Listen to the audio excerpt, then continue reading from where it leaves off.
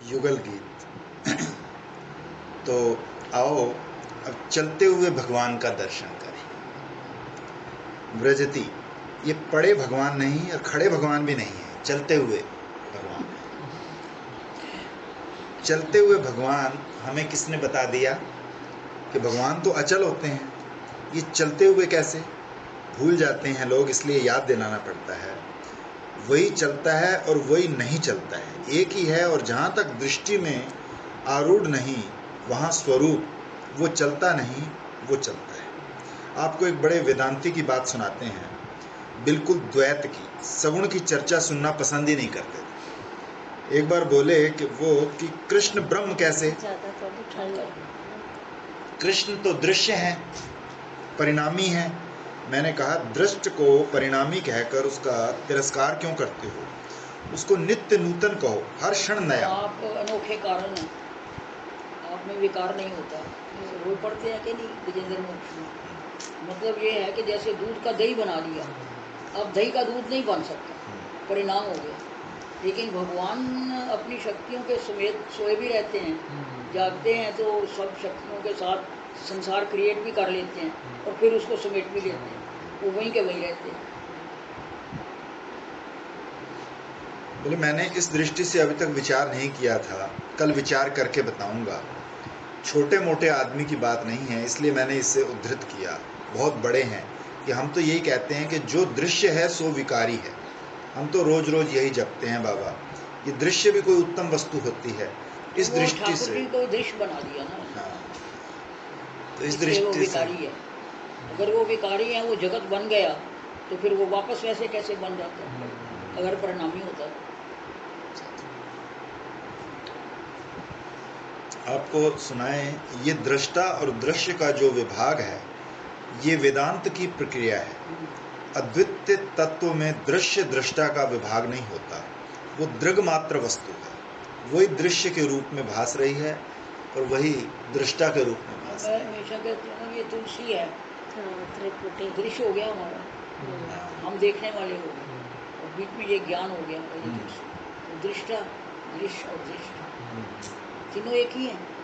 इतनी सी बात। अच्छा बताओ, ये चलने फिरने वाला ब्रह्म, बोले कहाँ है? वैकुंठ में है कि धरती पर है?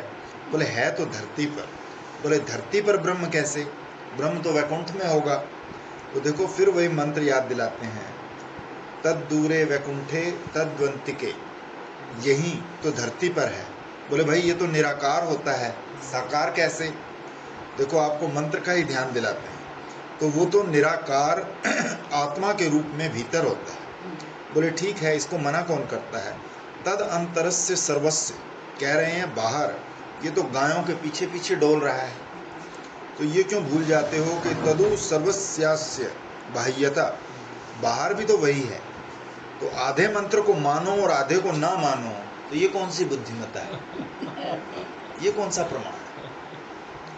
ब्रह्म विद्या के अनंतर जिसका साक्षात्कार होता है, अविद्या की निवृत्ति के अनंतर जो रहता है सो अभी है। ब्रह्म विद्या से अविद्या की निवृत्ति होने के अनंतर जो रहता है वो अभी है, और यही है। आओ चलते फिरते नाचते ब्रह्म का दर्शन करो। ये कृष्ण ब्रह्म है, ये सांवरा सलोना नंद नंदन ब्रह्म तो कर क्या रहा है ये बताते हैं। चलता है ब्रजती, तो ब्रजती में क्या कर क्या रहा है? ये ब्रज भूमि को जो कष्ट है, खुर्द तोद है, उसको शांत कर रहा है। ये ब्रज भूमि सत्ता है, भू धातु का अर्थ सत्ता। ये जो ब्रह्म सत्ता है यही ब्रजती है। और इंद्रिय की गोएं जब चरती हैं तो इसमें ये घास चरती हैं, भोग करने के लिए इधर उधर दौड़ती हैं, तो चोट पहुंचाती हैं इसको। गैया, हाँ, उसको प्रफुल्लित करने के लिए धरती को। हाँ, तो यहाँ से वहाँ जाना। शुरुआत में ही कि तू इतनी प्रफुल्लित क्यों हो रही है, या कृष्ण तेरे ऊपर चलते थे, वो अंदर ध्यान हो गए हैं इसलिए तू विरह में है। अरे सर्वत्र परिपूर्ण ब्रह्म सच्चिदानंद घन एक रस है, इसलिए इधर से उधर दौड़ने की क्या जरूरत है? तो उनका ये दौड़ना ब्रह्म सत्ता के लिए खुरतोद है। तो जब गायों के पीछे पीछे श्री कृष्ण दौड़ते हैं, चलते हैं, तो शांति मिलती है। माने विषय आकर्षण जन्य जो इंद्रियों का विक्षेप है वो दूर होता है। तो पहला काम तो ये है कि वो शांति देते हुए चलते हैं। तो गति से शांति देते हैं किसको? कि धरती को। आकृति से शांति देते हैं। ये आकृति क्या है? कि ब्रह्म का प्रकाश। चिन्ह मात्र जो ब्रह्म है वो मूर्ति के रूप में प्रकाशित हो रहा है। इससे देखने वाली जो गौएं हैं उनको शांति मिल रही है। बांसुरी बजाते हैं, ये क्या है? कि बांसुरी में आनंद भरा है, बांसुरी में आनंद है, आकृति में चित्त है। बिना चेतन के आकृति प्रकाशित नहीं होती और सत्ता में, संदेश में गति है। तो संदेश के द्वारा पृथ्वी को, चिद अंश के द्वारा गायों को और इंद्रियों को प्रकाश देते हैं, और वेणु के द्वारा जो प्रेमवती गोपी है उसको परम आनंद का दान करते हुए ये चल रहे हैं। और एक बार इनका दर्शन करें। वेदांत से जो अपवाद होता है नाम रूप का, ऐसा होता है कि जैसे मिट्टी से बनी सब चीज़ें बिकती हैं, तो मिट्टी से कितनी चीज़ें बन सकती हैं उसका विवेक उसमें नहीं होता। चीज़ें बन सकती हैं उसका विवेक नहीं होता। जल से जितनी चीज़ें बनी वो जल है, पंचभूत से जितनी चीज़ें बनी वो पंचभूत हैं, दृश्य हैं। लेकिन एक एक का जब विवेक करने लगते हैं, ईश्वर पर जब दृष्टि जाती है, तो वो अभिन्न निमित्त उत्पादन कारण स्वयं पदे परिणामी नहीं, लेकिन जो सर्व रूप से भास रहा है, सर्वकर्ता के रूप में, सर्वभोक्ता के रूप में, संपूर्ण विषय के रूप में, संपूर्ण इंद्रियों के रूप में कौन भास रहा है? वही परब्रह्म परमात्मा। अब देखो इसमें क्या लेकर आया। ये वेद है सर्वात्मक, वर्ष में धुर्य गति ये धर्म है, बड़ा वृषभ ये धर्म है, तो वेद है, और धर्म ये धरती के लिए शांति है। ये कैसे लेकर आया? कि अपने चरणों का स्पर्श देता है संपूर्ण पृथ्वी को। असल में कार्य से कारण का जो स्पर्श है वो शांतिदायक होता है। तो बोले भला ये धरती भगवान का स्पर्श, कार्य कारण का स्पर्श कैसे है? तो इसके लिए पुरुष सूक्त का एक मंत्र है, नाभ्या आसीदंतरिक्षम शीर्षणोध्यो संवर्तत। तो ये मंत्र सुना होगा। तो ये सब जब भगवान को नैवेद्य लगाते हैं ब्राह्मण लोग, तो वैदिक मंत्र से पूजा करते हैं, तो इस मंत्र को बोलते हैं। तो इसमें क्या है कि ये धरती कहाँ से निकली? कि भगवान के चरणारविंद से, पर बिछुड़कर दुखी हो रही थी। लीला तीनों पत्नियां हैं, तो भी तो पत्नी है। तो भगवान ने अपने चरणारविंद से, जैसे अपनी पत्नी के शरीर में पीड़ा होती हो और पति ला करके कमल की पंखुड़ी उस जलन के स्थान पर अपने हाथ से लगाए, तो पत्नी को कितना संतोष होगा।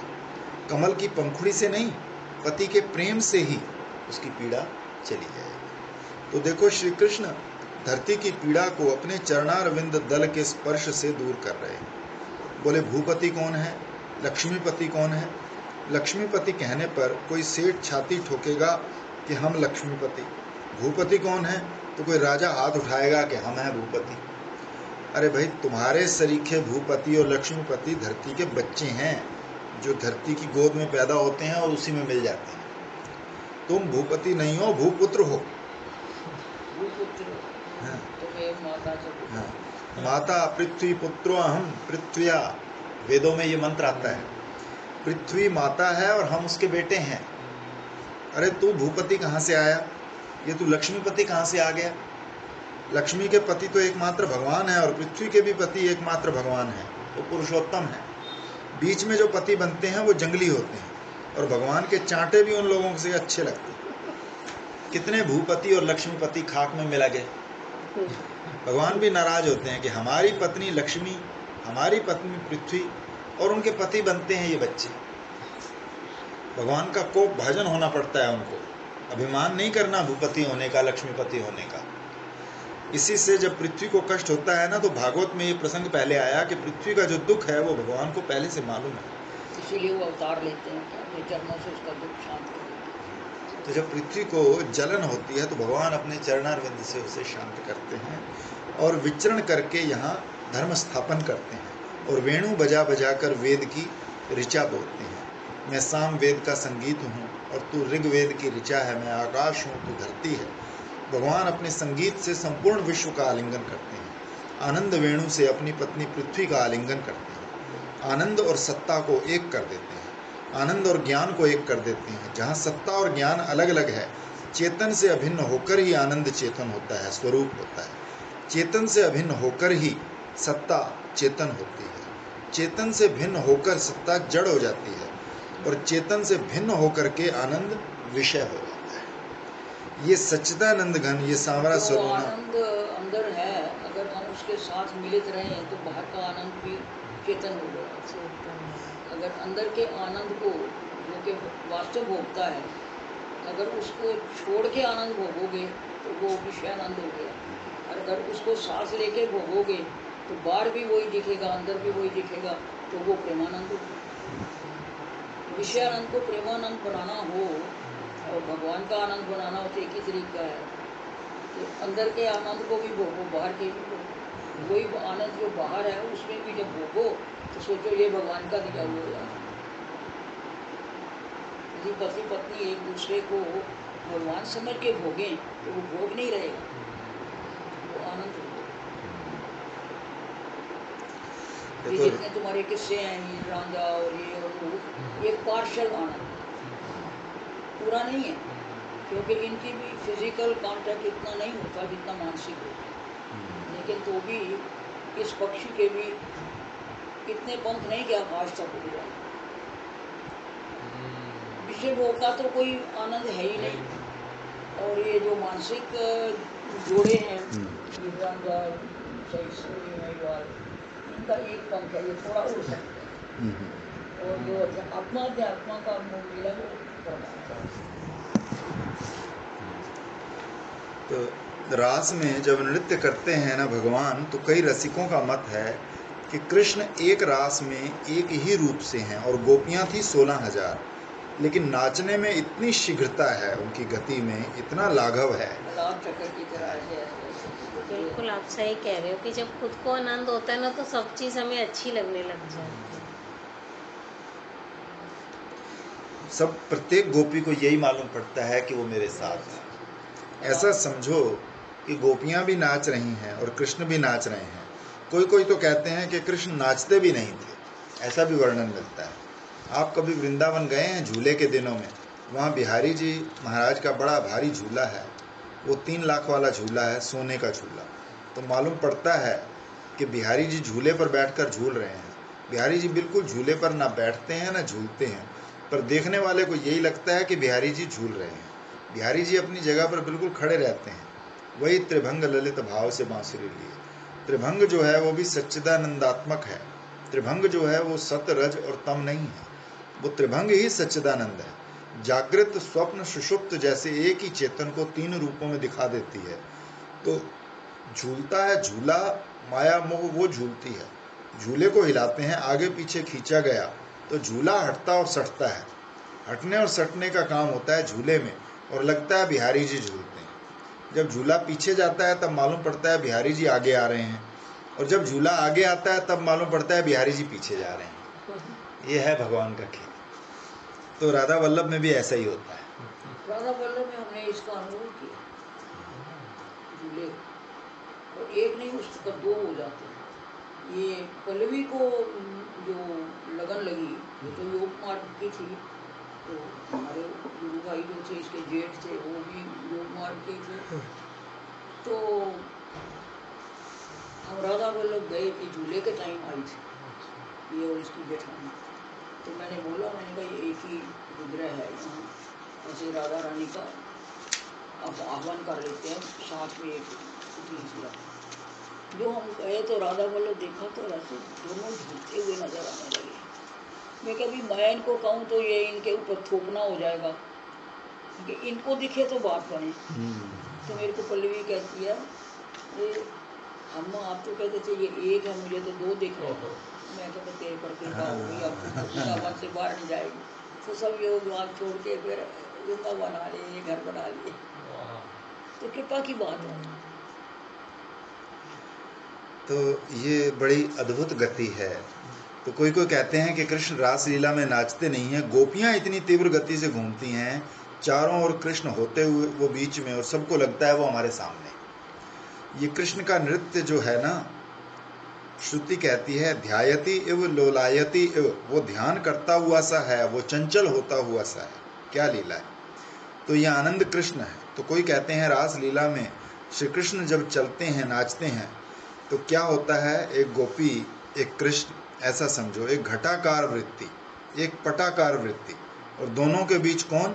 उसको वेदांती लोग बोलते हैं सामान्य चेतन। प्रत्येक दो वृत्तियों के मध्य में सामान्य चेतन होता है। ये परमात्मा वृत्तियों को भी प्रकाशित करता है और वृत्तियों के अभाव को भी प्रकाशित करता है, पर वृत्तियों की उपाधि तत्वता नहीं होती। गोपी के रूप में भी वही नाच रहा है और गोपियों के अभाव के रूप में भी वही दिख रहा है, दूसरा कोई नहीं। पर जहाँ अभाव है वहाँ सांवरा दिखता है और गोपियाँ रंग बिरंगी दिखती हैं, और हर गोपी के बाद वही सांवरा, वही सलोना, वही ब्रजराज कुमार। उसका नृत्य देखो, वृंदावन की कुंज गलिन में नाचत नंद किशोर। तो वृंदावन की माधुरी इन रसिकन कित आस्वादन कियो। देखो भाई, जब तक तुम्हें अंतःकरण शुरू करने की आवश्यकता हो तब तक साधना करो, जब तक तुम्हें तदाकार वृत्ति करने की जरूरत मालूम पड़े करो, जब तक अविद्या निवृत्ति करने की जरूरत मालूम पड़े कि विद्या चाहिए, तब तक विद्या प्राप्त करने की चेष्टा करो। लेकिन देखो, जब तुम्हें अंतःकरण शुद्ध करने का अब कोई प्रयोजन नहीं, क्योंकि अंतःकरण शुद्धि का प्रयोजन है ब्रह्म विद्या की प्राप्ति, और ब्रह्म विद्या का प्रयोजन है अविद्या की निवृत्ति, अनर्थ की निवृत्ति और परमानंद की प्राप्ति। बोले सो तो हो गया महाराज, तो आओ ना हमारी रास लीला में शामिल हो जाओ। देखो, वेदांत में एक प्रश्न उठाया, ये जो मोक्ष प्राप्त होता है ये नित्य है कि अनित्य? माने नित्य प्राप्त मोक्ष जो है वो नित्य प्राप्त है कि नहीं? तो बोले हाँ, हम मानते हैं कि नित्य प्राप्त है। तो इसका फल क्या होगा आप समझते हैं? माने मोक्ष अब नहीं है, अब नहीं है तो त्रिकाल बाधित अविनाशी कैसे होगा? और यदि अब नहीं है बाद में पैदा होगा, जैसे अब नहीं है वैसे बाद में भी नहीं रहेगा। बोले कि अच्छा, मान लेते हैं कि मोक्ष नित्य प्राप्त है, तो देखो यदि मोक्ष अप्राप्त है तो वो विनाशी होगा, उसके लिए साधन करना व्यर्थ है। बोले अच्छा, नित्य प्राप्त है तब भी साधन करने की जरूरत नहीं, क्योंकि वो तो प्राप्त ही है। तो प्राप्त की प्राप्ति के लिए क्या साधन? ये सेंटेंस है निश्चलानंद जी कृपाविलास की बात कर रहे थे, वो आया करते थे तो हम लेक्चर देते थे, वो हमेशा यही कहते ये किस शब्दों से बचो कि नित्य प्राप्त है और नित्य प्राप्त की प्राप्ति में क्या रखा है, क्यों साधन करना। बोले ये सब आलसियों का काम है, इसमें इसको जब तक मोक्ष का अनुभव नहीं होता और आपको सुख दुख से परे नहीं हो जाते तब तक साधन करो। और वैष्णव को बोलते कि मैं रागानुगाई हूँ, मेरे ऊपर कोई चालू लागत नहीं है ना। निकुंज रस का नाश बाली सकल उपेक्षा सत्या शास्त्र युक्ति, शास्त्र युक्ति को त्याग के कृष्ण का भजन करो। कोई शास्त्र युक्ति की जरूरत नहीं, पर वो किसके लिए है? जो सारी रात निकुंज रस में डूबा रहता है, तो वो तो प्राप्त तो हुआ नहीं। और नित्य प्राप्त है हमें तो रागानुराग मार्गी है, हमारे पास कोई रूल लागू नहीं है, मोक्ष की ही मोक्ष होना है।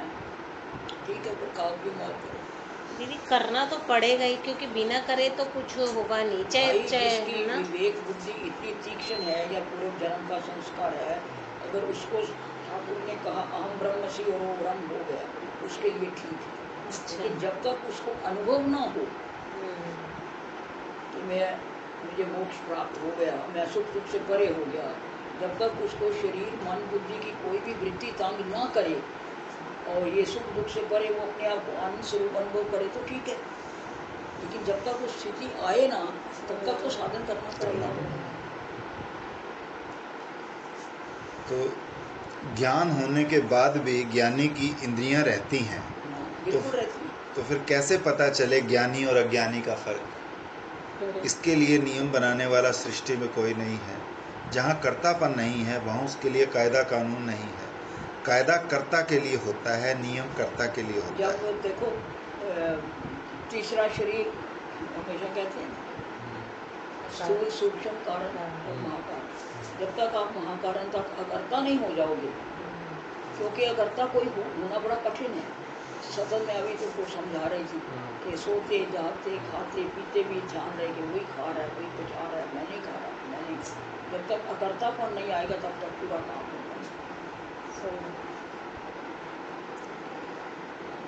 हमारे तो ऐसे महात्मा हैं जो कहते हैं कि ज्ञान के लिए अंतःकरण शुद्धि की भी जरूरत नहीं, अभी होता है। लो, यद्यपि उपनिषदों में बहुत जोर दिया हुआ है।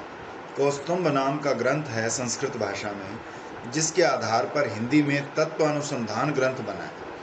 उसमें कहा है, ज्ञान होने पर ज्ञानी जितना मुक्त होता है, ज्ञानी ज्ञान होने से पहले अज्ञानी भी वैसा ही, और वो मुक्त है।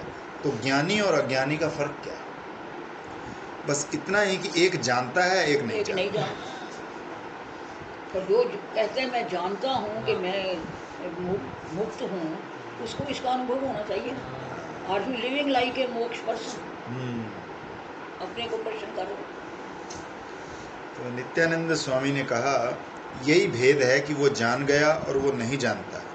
आगे बोले कि ज्ञानी ज्ञान होने के बाद छुट्टे छड़िंगे हो जाते हैं। ना तो इनके लिए नियम कायदा और ना इनमें और अज्ञानी में कोई भेद, और ना अंतःकरण की शुद्धि की कोई शर्त। क्या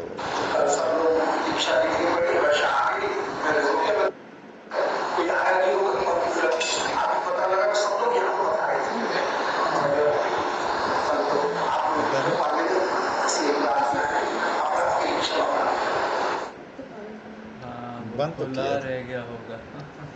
तो कनेक्ट हो गया। हाँ चल। तो हाँ, तो बोले फिर तो ये अंतःकरण की शुद्धि की शर्त, तो बोले फिर तो ये उपद्रव ही करेंगे। आओ जरा इनको फंसाया जाए। तो ये मीठा मीठा चारा है ज्ञानियों के सामने। ये कृष्ण तो गायों को फंदा डालकर फंसाने वाला, बैलों को फंदा डालकर फंसाने वाला ग्वाला बनकर आया कि इन बड़े बड़े ज्ञानियों को फंसाएंगे, सुखदेव वामदेव को भक्त बनाकर छोड़ेंगे, सनक आदिक से श्री हरि और हरि शरणम का जप कराएंगे। ये कृष्ण इसलिए आया। ये तो आत्माराम गणाकर्षी, श्री कृष्ण का एक नाम है आत्माराम गणाकर्षी। बड़े बड़े ज्ञानियों को अपनी ओर खींच ले, घसीट ले, उसी को कृष्ण। एक आख्यान भी है ना कि नारद जी और भी जा रहे थे, तो पहले तो वो हंसने लगे, फिर रोने लगे। मैंने पूछा कि आप रोए क्यों और हंसे क्यों? बोले मैं हंसा तो इसलिए कि वो ज्ञानियों का परब्रह्म जो है ना, वो यशोदा की देरी पर लटका हुआ है, पेट के ऊपर ना अंदर जा सकता है ना बाहरों लटका हुआ है। और रोया इसलिए कि जो मुक्त हो गए वो ये लीला कैसे कभी देखेंगे? नहीं देख सकते, वो नहीं देख सकते। तो अब ये चलने फिरने वाला ब्रह्म घर में जा जाकर लोगों को अपनी ओर खींचे।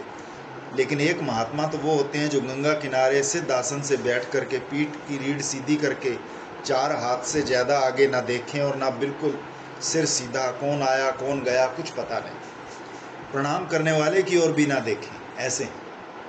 और एक महात्मा ऐसे जो घर जाकर जगाएं। तो ये महात्मा का ही तो दो भेद हुआ। जैसे एक तो ब्रह्म है जो अपनी जगह पर अटल रहता है, जीव शुद्ध अंतःकरण होकर, मुमुक्षु होकर, जिज्ञासु होकर, श्रवण मनन निधिध्यासन करके ब्रह्म विद्या प्राप्त करके अविद्या को निवृत्त करके उससे एक हो जाए, वो अपनी जगह पर बैठा ज्यों का त्यों। एक तो वो है, और एक ये है विलासपूर्ण चितवन से एक वीक्षण होता है, एक ईक्षण होता है। विशिष्ट ईक्षण का नाम है वीक्षण, एक खास तरह का देखना। और खास तरह का देखना क्या है? विलास सहित देखना। वो ब्रह्म सूत्र पर शंकर भाष्य शारीरिक भाष्य बोलते हैं। पुत्रों का ही नाम शारीरिक है।